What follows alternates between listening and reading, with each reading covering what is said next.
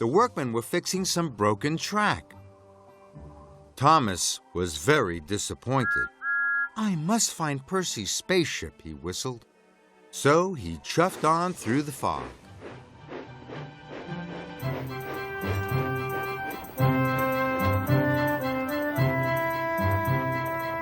Then Thomas saw another flashing light. "Hooray!" he chuffed. "There's Percy's spaceship." Thomas puffed closer and closer. But it wasn't Percy's spaceship. It was the lamp in the lighthouse flashing on and off. "Bother," puffed Thomas. But he still wanted to find Percy's spaceship, so he puffed on through the fog.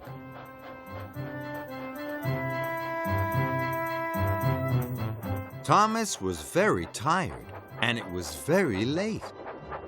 He had searched everywhere. How was he going to show Gordon that Percy had seen a spaceship? Then, suddenly, he saw them. These flashing lights were moving in the sky. "That must be Percy's spaceship," whistled Thomas. He was very excited. Thomas pumped his pistons and raced after the flashing lights. The spaceship was flying lower and lower in the sky. Suddenly, Thomas didn't feel tired anymore. Thomas's wheels clickety-clacked on the rails of the track to see Jeremy the plane coming in to land at the airport. "Cinders and ashes!" cried Thomas. "Jeremy the plane must be Percy's spaceship." Thomas felt very sad. He hadn't found a spaceship. Worst of all, he had let down his friend Percy. Thomas puffed away. He was so tired the mail cars felt very heavy now. "Sir Topham Hatt will be cross," sighed Thomas. "I've spent all night looking for Percy's spaceship." Thomas knew that now he couldn't deliver the mail cars on time. He needed help. So he chuffed back to Tidmouth as fast as his aching axles would spin. When Thomas arrived at Tidmouth sheds, Percy was still at the repair yard. "How many spaceships did you find?" huffed Gordon grandly. "It wasn't a spaceship," puffed Thomas sadly. "It was Jeremy the plane coming in to land." Thomas felt foolish, but he still had to be really useful. "Gordon, I need your help," he tooted. "You are faster and stronger than any engine. If we share the cars, the mail can still be delivered by breakfast." This made Gordon feel important, and Gordon liked feeling important. So Gordon took half the mail cars, and Thomas took the others, until all the mail was delivered by breakfast. The next night, there was no fog. "Look," Thomas tooted. "There's Jeremy the plane." He was very excited. All the engines watched Jeremy coming in to land at the airport.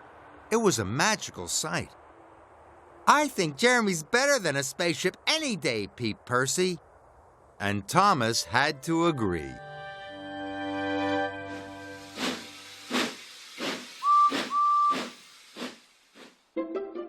Here are some dots. If we join the dots, we will see one of the engines on Sir Topham Hatt's railway. I wonder which engine it is. Let's join the dots and find out. Here we go.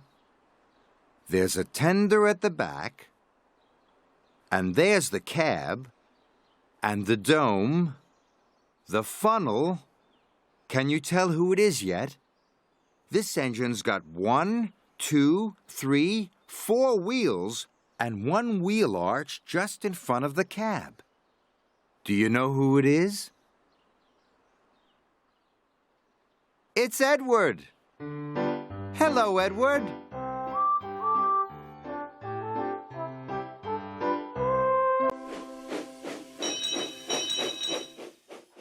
Toby is puffing along his branch line. Suddenly, he sees something. There's a strange-looking shadow in the field.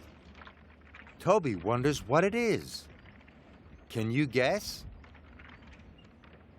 This shadow is long and it has 4 long arms. The 4 long arms are going slowly round in a circle. Can you guess what it is? That's right. It's a windmill. There's another shadow on the side of Farmer McColl's barn. Toby wonders what it is. Can you guess? The shape at the top looks like a hat. And there are 2 arms that stick straight out. Can you guess what it is? That's right. It's a scarecrow. Now Toby sees another shadow. This shadow is getting smaller and smaller. Toby wonders what it is. Can you guess? It's a round shape with something spinning at the top. Can you guess what it is? Of course. It's Harold the helicopter. Hello, Harold. Did you guess what all the shadows were? Toby did. Well done, everyone.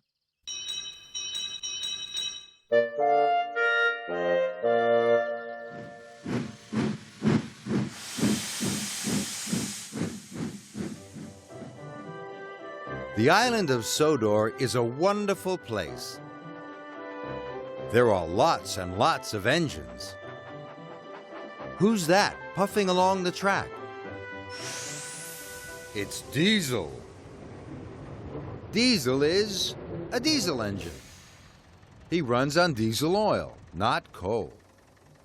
Diesel is very proud to be the first diesel engine to arrive on the island of Sodor. He's black with 6 wheels and is sometimes called Devious Diesel. He enjoys telling Steamies that soon they'll all be sent to the scrapyard.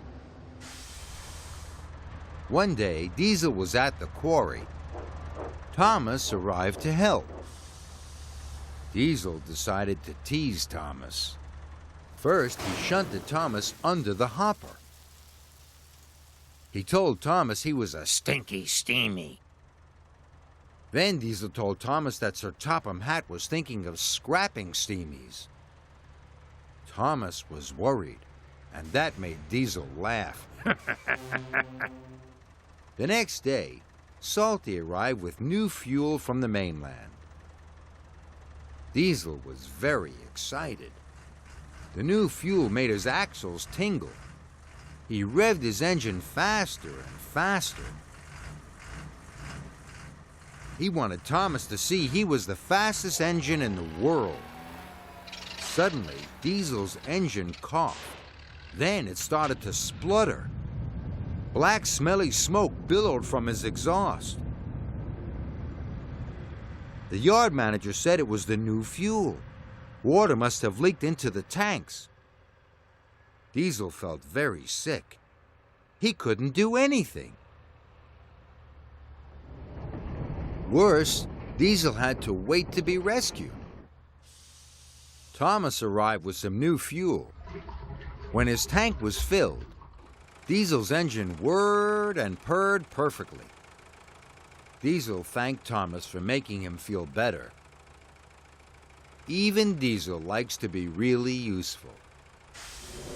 One day, Diesel met Emily at the water tower.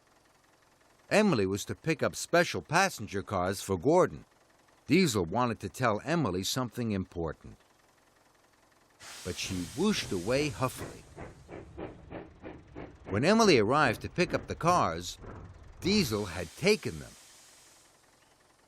Emily chased Diesel all over the island.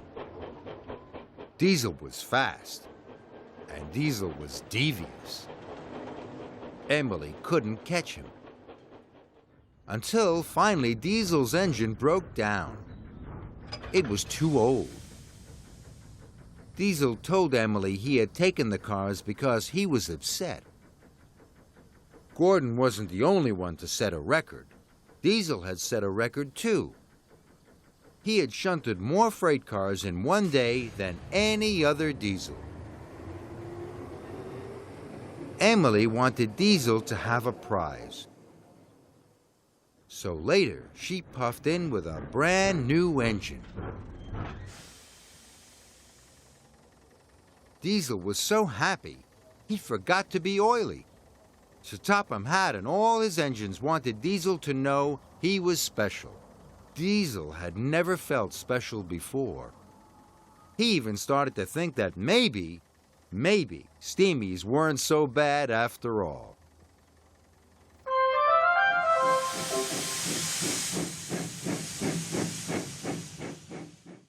All the engines on Sodor are a bright, bold color.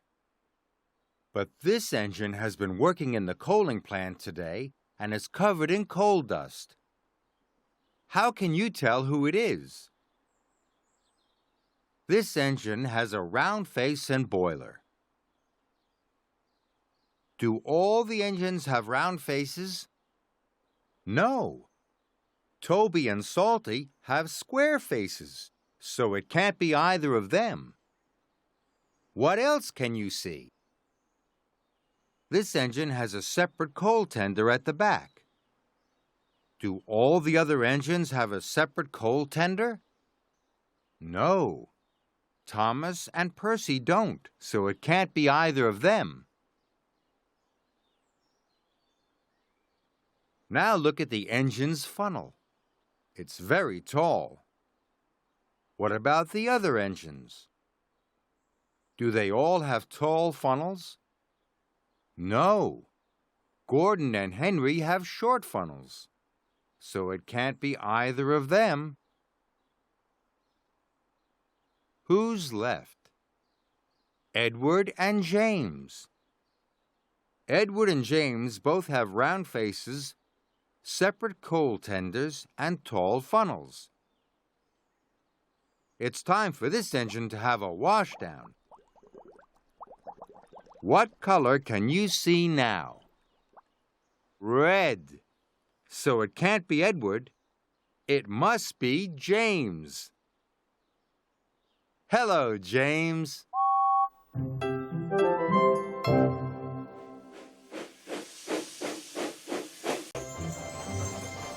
Henry's lucky day. The winter holidays were coming, and a thick blanket of snow covered the island of Sodor. Snowdrifts blocked the lines, and the tracks were very slippery. The engines felt frozen from their funnels to their footplate. But Henry puffed happily through the snowy countryside.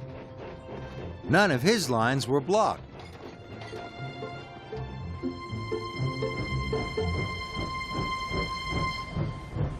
You are the only engine to have made your deliveries on time today, Chuff Thomas.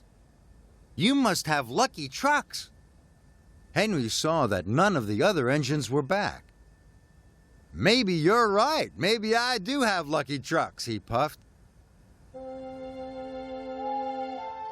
That night, when the engines were all asleep, Henry thought how pleased he was to have lucky trucks. Now I will always be on time, puffed Henry. And that means I can be a really useful engine. But the next morning, when Henry went to the yard, his lucky trucks weren't there. Oh no, chuffed Henry. Where are my lucky trucks? Edward took them, puffed Thomas. He needed to take coal to the villages. Then Sir Topham Hatt arrived at the yard. Henry, I've got a very important special for you, said Sir Topham Hatt. A delivery of presents has arrived at the airport. You must collect them and take them to the children in the villages. Henry puffed to the airport. But soon he was in trouble.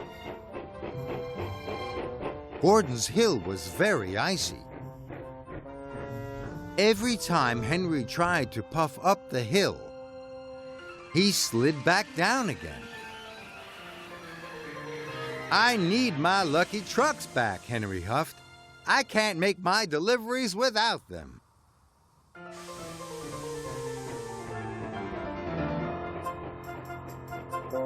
"Must find Edward, chuffed Henry. Then, a snowslide came down and blocked Henry's way.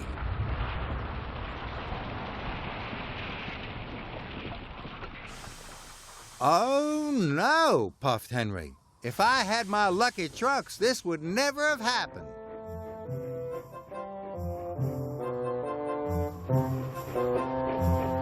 Henry puffed up the line.